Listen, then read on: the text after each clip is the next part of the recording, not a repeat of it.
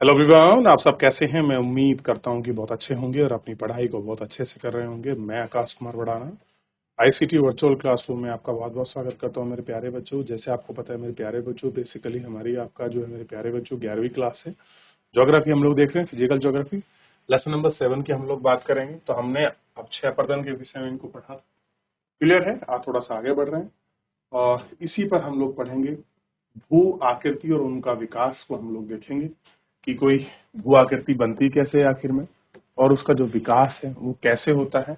इन भू आकृति यानी कि ज्योग्राफिकल स्ट्रक्चर्स और जो उनकी डेवलपमेंट की थ्योरी है उनको थोड़ा सा हम लोग देख लें और मैं कंफर्म हो जाएगा कि भाई चीजें होती कैसे हैं, क्या उनका स्वरूप, क्या स्ट्रक्चर्स है।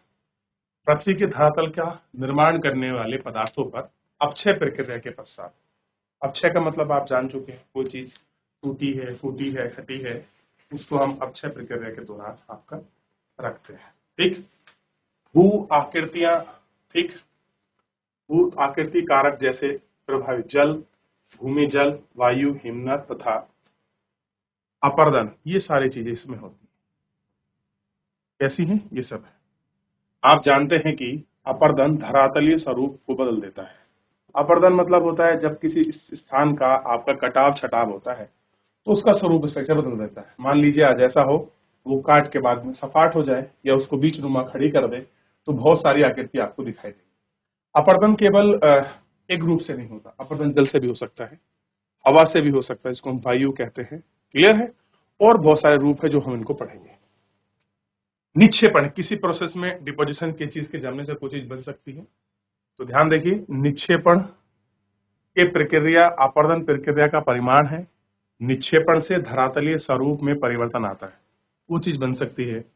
मान लीजिए आज गड्ढा था, उसमें कोई निक्षेपण आ गया तो उसको फुलफिल करके उसमें पहाड़ बन सकता है, कोई बड़ी बन सकता है, या वो बहुत बड़ा एक स्वरूप स्ट्रक्चर चेंज हो सकता है। तो ध्यान रखना है आपको कि अपर्दन से चीजों का स्वरूप बदलता है, क्लियर है, उसके परिवर्तन में अंतर आता है। ऐसे निक्षेपण से भी रूप बदलता है, उसके चेंज अंतर आता है, यानी कि दोनों में चेंज हो रहा है, क्लियर है। अपर्दन से चीजें हट रही हैं, घट रही हैं, जबकि निक्षेपण से चीजें बढ़ रही हैं और आकृतियां बन रही है। बनती दोनों से है, लेकिन इसमें पॉजिटिवली रूप हम इसको देखते हैं। चूंकि अध्याय में भू आकृति तथा उसके विकास से संबंधित सबसे पहले यह जानेंगे कि भू आकृति क्या है। साधारण शब्दों में कहें तो छोटे से माध्यम के आकार के भूखंडन, यानी कि छोटे से माध्यम आकार के भूखंड भू आकृति कहलाते हैं। कैसे हैं ये भू आकृति और भूखंड आपका कहलाते हैं। चलिए देख लिया। अगर पृथ्वी के छोटे से आकार के में स्थलखंड को भू आकृति कहते हैं। अगर कोई पृथ्वी का छोटा आकार माध्यम है और उसका स्थलखंड है तो उसको हम क्या कहते हैं, भूदृश्य कहते हैं। पृथ्वी के छोटे से मध्य आकार के हम स्थलखंड को भू आकृति कहते हैं। बहुत सी संबंधित भू आकृति मिलकर भूदृश्य बनाती है। बहुत सारी चीजें मिलकर भूदृश्य को देखने वाली चीज आपके बना सकती हैं। जो भूतल के विस्तृत भाग हैं, विस्तृत मतलब बड़े भाग हैं। प्रत्येक भू आकृति अपनी भौतिक आकृति, आकार, पदार्थ होते हैं जो कुछ प्रक्रियाओं, उनके कारकों द्वारा निर्मित। अधिकतर भू आकृति प्रक्रियाओं को धीमी कार्य करती है और इसी कारण से उनका आकार बनाने में लंबा समय लगता है। प्रत्येक भू आकृति का एक प्रारंभ होता है। भू आकृति एक बार में बनने के बाद उसके आकार, आकृति, प्रकृति बदल आती है। आकृति प्रक्रियाओं में कार्य में लगातार धीमी अथवा आपका तेजी गति होती है। तो दोनों गति इसमें पाई जाती है, धीमी भी हो सकती है और तेज गति भी ये आपकी हो सकती है। क्लियर है, दोनों गतियां पाई जाती है, ठीक है।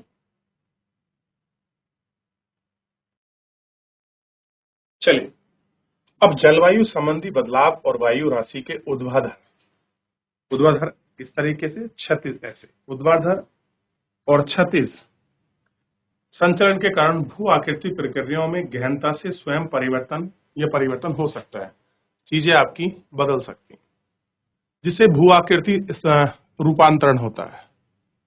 विकास का यह अर्थ मूल का एक भाग है भू आकृति दूसरी भू आकृति या भू आकृति में एक दूसरे में परिवर्तन होने की आस्था में। इसका एक अभिप्राय यह है कि प्रत्येक भू आकृति के विकास के इतिहास हैं और ये समय के साथ उसका परिवर्तन हुआ है और एक विकास की अवस्थाओं के में गुजरा है, जिसकी तुलना जीवन की अवस्थाओं में युवा अवस्था, प्रौढ़ अवस्था, वृद्ध अवस्था से की जाती है।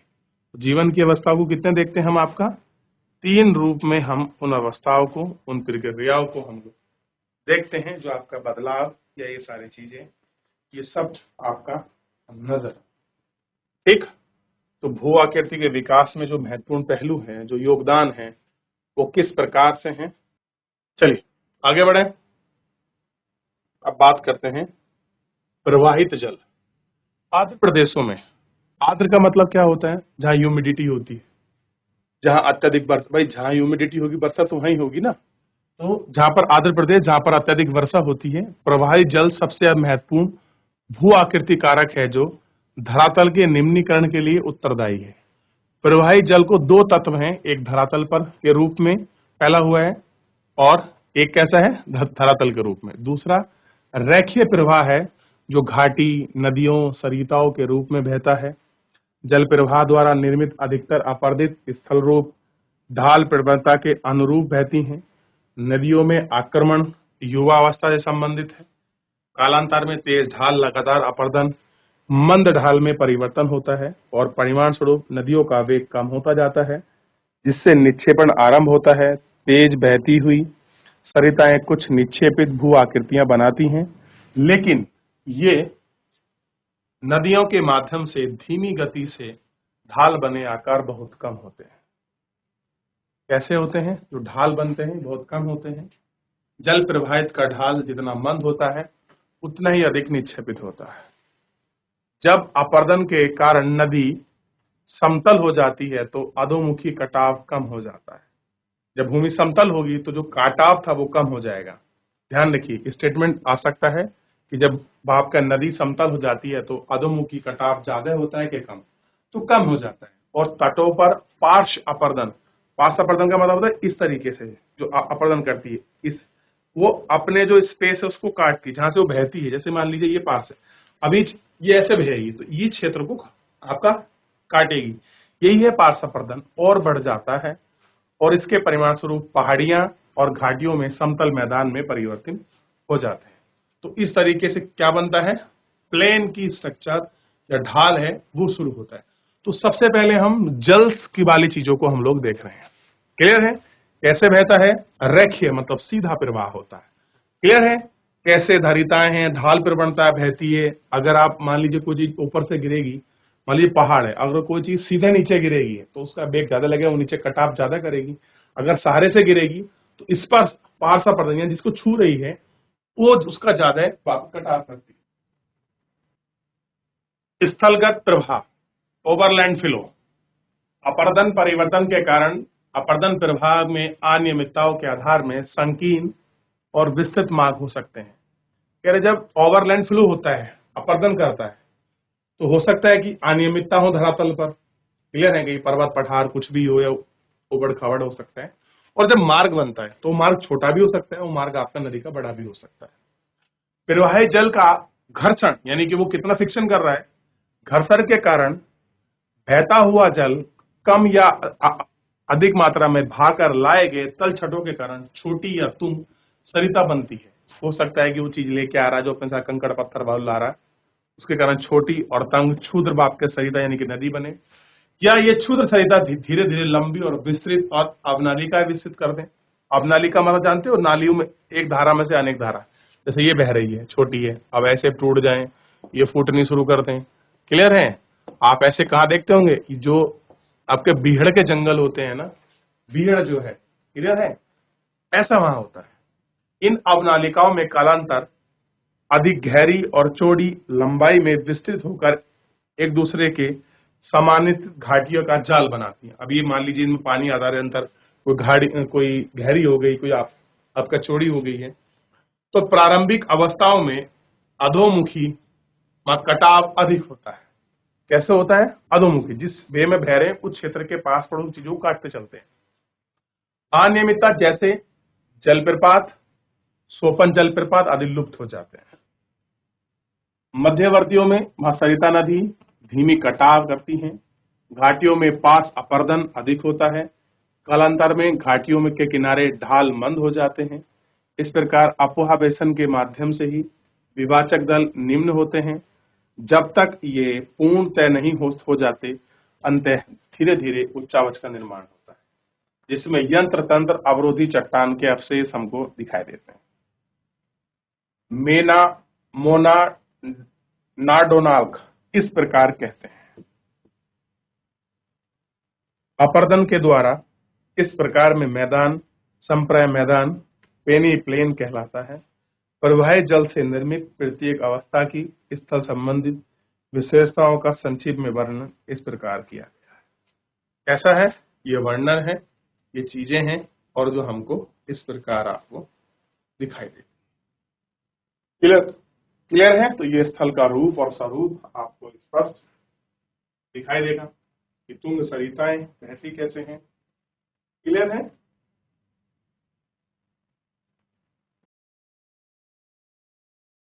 चलिए अब देखते हैं। सबसे पहले इसमें आती है युवावस्था। अब नदियों की 3 अवस्थाओं की हम बात करेंगे। सबसे पहली अवस्था है इसमें युवा, जिनको हम यूथ कहते हैं। इस अवस्था में नदी की संख्या बहुत कम होती है। नदियों की जो संख्या है वो कैसी होती है? कम होती है।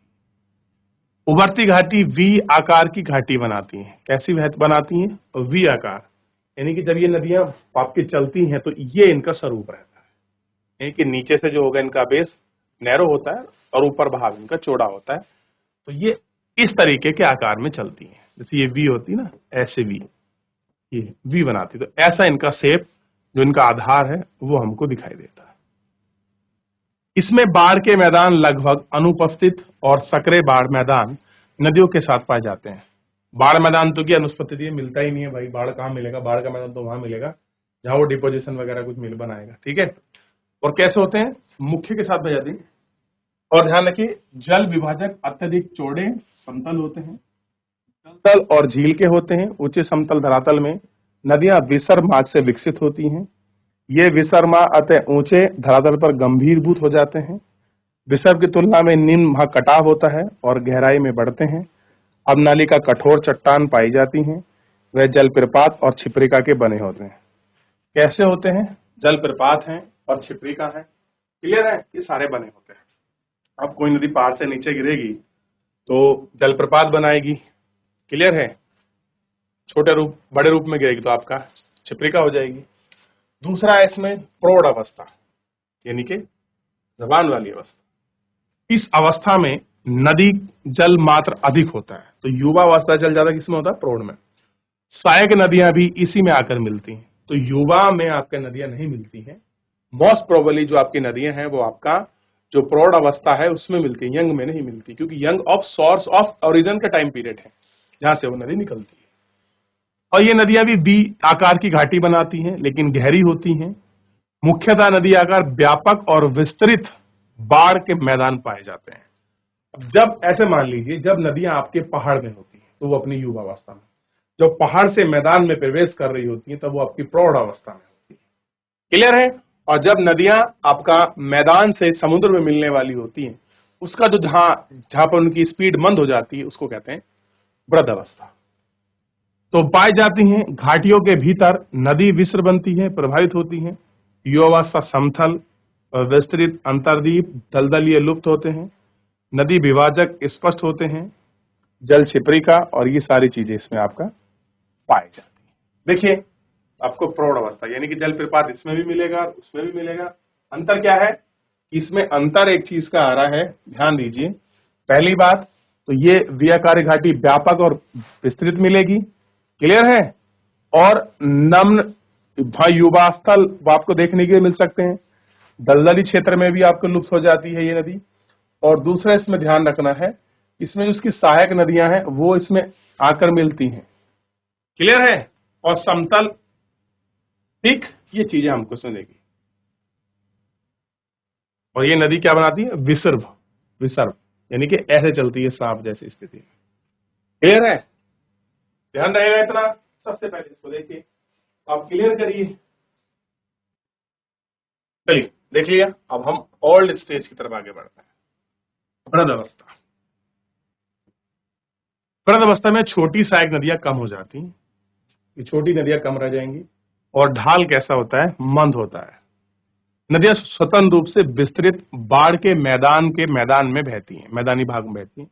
ये विसिर प्राकृतिक तटबंध गोखुर झील बनाती हैं। गोखुर झील कैसे बनती है बताइए, ये आपकी नदी बह रही है और यहाँ से नदी ना बहने शुरू करे और ऐसे बहते हुए ऐसे बह जाए तो यहाँ एक बंद बन जाता है और इसी से बन जाती है गोखुर झील। ठीक, नदी दलदल पाए जाते हैं, अधिकतर भूदृश्य से समुद्र तल के बराबर वो थोड़े ऊंचे बनते हैं। तो कैसा है ये नदी का वो अंतिम रूप है जब नदी आपका समुद्र में मिलने वाली होती है, उससे पहले की स्थिति में आपका ये गोखुर झील बनाती है, विसर्ग के रूप में चलती है, स्वाम्पी रीजनों का निर्माण करती है और जो भी इसमें कंकड़ पत्थर बालू होते हैं उन सबको वो पीछे डिपोजिशन करते हुए पहुंच जाती है। जो गाद होते हैं बारीक, जिसको हम सेंट कहते हैं, वो लास्ट में अंतिम है उस जगह पर अपना फैलाव कर देती है, अपने भाव को चौड़ा कर लेती है। अगर क्वेश्चन बन जाए कि नदी का सबसे चौड़ा बहाव कहाँ पर बनाती है, तो जब वो आपका डेल्टा रीजन बनाती है या समुद्र में मिलने वाली होती है तब ऐसा होता है। क्लियर हो गया। और ये अपने साथ लाई गई अवसाद में जैसे आपका उपजाऊ मिट्टी का एक क्षेत्र बनाती है, जिसको हम आपका क्या कहते हैं, हम आपका तराई का मैदान या खादर कहते हैं। और जो आपका उपजाऊ यानी कि बहुत ज्यादा फर्टाइल होता है, जिसमें कृषि योग्य भूमि की अधिक उत्पादकता होती है, जिसकी वजह से महत्वपूर्ण है। क्लियर है, ध्यान रहेगा इतना। चलिए आप ध्यान रखेंगे अपर्दित स्थल मैदान। अपर्दित यानी कि टूट फूट कर बन रहे हैं। जैसे अपर्दन से बनती हैं घाटियां, वैली बनती है। सबसे पहले अपर्दन का हम रूप देख रहे हैं घाटियों का। घाटियों का प्रारंभ तंग और छोटी छोटी सी क्षुद्र पाप के सरिताओं से होता है। कैसे होता है, तंग मतलब होता है नैरो होता है, क्लियर है। छोटी छोटी क्या बहती है, सरिता यानी कि बाप की नदी बहती है।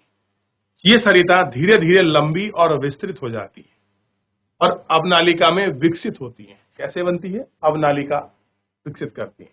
यह अवनालिका धीरे धीरे गहरी हो सकती है, चौड़ी और लंबी होकर ये रूप धारण करती है। लंबी चौड़ी एवं आकृति में ये घाटियां वी आकार घाटी, जॉर्ज कैनियन आदि में वर्गीकृत की जा सकती है। इन रूप में ये आपका हम इनको वर्गीकृत कर सकते हैं। देख लिया, ये क्या होती है, ये चौड़ी होकर आकृति घाटी बनाती है, वी आकार, जॉर्ज कैनियन यही बनती है। गॉर्ज एक गहरी घाटी, गोर्ज क्या है, गहरी सकरी घाटी है। ठीक है, दोनों तरफ पास तीव्र ढाल होते हैं, तीखे ढाल होते हैं एकदम। और इसका चित्र है 7.1। तो सबसे पहले आप कैनन को देखिए 7.1 को, ये देखिए कैसे ढाल है, एकदम तीव्र तक ढाल। और कैसी है, सकरी है। और सकरी के साथ क्या है, गहरी है। तो कहां पर है ये, हेनेकल एक आपकी जगह है आपके तमिलनाडु में, और वहां पर कावेरी नदी जॉर्ज घाटी बनाती है, ऐसी घाटी बनाती है। कौन, कावेरी रिवर। देख लिया क्या बना रही है, ऐसी नदी बना रही है जिसके दोनों तरफ पार्श्व अपर्दन है। तो ये क्या है, ये जगह है पार्श्व, ये पार्श्व ढाल है।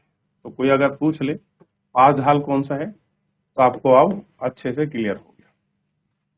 एक कैनियन के किनारे पर खड़ी हुई ढाल वाले यह भी गोर्ज की भांति गहरी होती है। गोर्ज चौड़े और इसके तरफ ऊपरी भाग में समान होते हैं। विपरीत कैनियन तल की अपेक्षा ऊपरी भाग अधिक चौड़े वाला होता है। वास्तव में कैनियन गोर्ज का ही एक दूसरा रूप है। तो कैनियन क्या है, इससे बड़ा है, किससे, गोर्ज से। चट्टानों के प्रकार और चट्टानों की घाटी पर निर्भर है। उदाहरण के लिए कैनियन का निर्माण प्राय अवसादी चट्टानों के क्षति स्तर पर पाया जाता है और गोर्ज कठोर, और ये सारे चट्टान इस रूप में हमको दिखाई देते हैं। कैसे, हमें इस रूप में ये सारे देखते हैं। तो गोर्ज क्या है, घाटी क्या है, कैनियन क्या है, आप इसको समझ सकते हैं। क्लियर है, देख लीजिए, देख लिया, आगे बढ़े यहां तक, चलिए देख लें। तो अब हम बात करते हैं जलगर्ती का अवनमित कुंड। ठीक है, पहाड़ी क्षेत्रों में नदी समतल में अपर्दित छोटी चट्टान टुकड़े, छोटे गर्त फास्ट तीव्र के रूप में घूमते हैं। जिन्हें जल गर्तिका कहते हैं। कैसे होते हैं?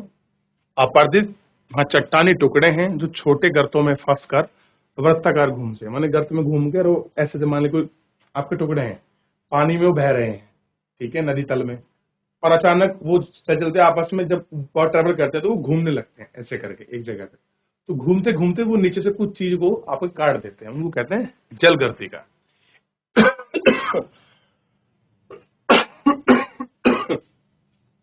एक बार छोटे व उथले गले में बन जाए, कंकड़ पत्थर गोलाकार ईंधन एकत्रित हैं और प्रवाहित जल के साथ घूमते हैं और धीरे धीरे गर्तों का आकार बढ़ता जाता है। गर्त आपस में मिलते हैं, कालांतर में नदी घाटी गहरी होती जाती है। जल प्रपात तल एक गहरे और बड़े गर्तिका का निर्माण करते हैं। ऊंचाई में गिरने से शिलाखंडों का वृत्ताकार घूमने का निर्मित होता है और जल प्रपातों में ऐसा विशाल व गहरे कुंड अवनमित कुंड कहलाते हैं। कैसे होते हैं? अवनमित जो कुंड है वो आपके कहलाते हैं। अब देखिए यही है ना, ऐसे घूम गया। अब ये कैनियन बनाया है। कैसा बनाया है? कैनियन। किसका रूप है? ये गॉर्ज का ही बड़ा रूप है। किसका? जो गॉर्ज हमने देखा था उस गॉर्ज का बड़ा रूप है। क्लियर है? देखिए कट छट के बनाया। ठीक, अब हम क्या देखेंगे? अंतर्कथित विसर्ग और भूगर्भस्थ विसर्ग। ठीक, चलिए आगे बढ़े। अर्धकार्तिक विसर्ग या आधारभूत विसर्ग। तीव्र ढालों में तीव्रता से बहती हुई नदियां सामान्यतः नदी तल अपरदन करती है। तीव्र नदी ढाल वाले पार्श्व अपरदन अधिक नहीं होते हैं, वे मंद ढालों पर ही बहती हैं और नदियां अधिक पार्श्व अपरदन करती हैं। कैसे? मंद ढालों पर भी बहती हैं और जो नदियां हैं वो उतना तीव्र अपरदन भी नहीं करती। तो दोनों रूप में स्ट्रक्चर हमको मिलता है। क्लियर है? आपने इनका स्वरूप और या इनके रूप को देखा। क्लियर है? अभी आपको और बहुत सारी चीजें इसमें, जो लोड पंख स्थलाकृति, देखिए ऐसा कुछ बहेगा, तटबंध बनेंगे, सप विसर्प होंगे। तो इन सारी चीजों को हम लोग अभी जैसे आगे पढ़ेंगे तो हम भू आकृति और विकास और कैसे घट बढ़ रहे हैं इनके आधार पर हम लोग देखेंगे। चलिए तो फिलहाल आज के इस लेक्चर में इतना ही, मिलेंगे नेक्स्ट लेक्चर में। तब तक अपना ध्यान रखिए, स्वस्थ रहिए, अपनी पढ़ाई को अच्छे से करते रहिए। मुझसे जुड़ने के लिए आपका बहुत बहुत धन्यवाद।